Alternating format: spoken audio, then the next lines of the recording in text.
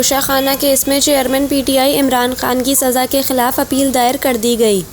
Chairman PTI की Toshakhana case में सज़ा के खिलाफ अपील ख्वाजा हारिस और बैरिस्टर गौहर ने इस्लामाबाद हाई कोर्ट में दायर की। अपील में इस्तदा की गई है कि तोशाखाना केस में ट्रायल कोर्ट का फैसला खिलाफ कानून है।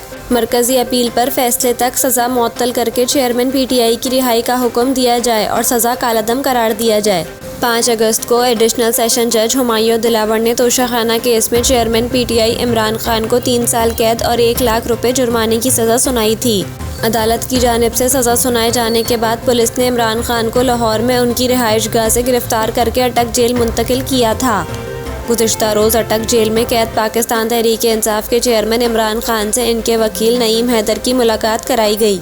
चेयरमैन पीटीआई से मुलाकात के बाद नईम हैदर पंजोता का कहना था कि चेयरमैन पीटीआई ने बताया कि इन्हें C क्लास में रखा हुआ है।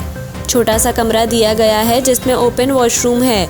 इमरान खान को दिए गए कमरे में दिन को मक्खियां और रात को कीड़े होते हैं।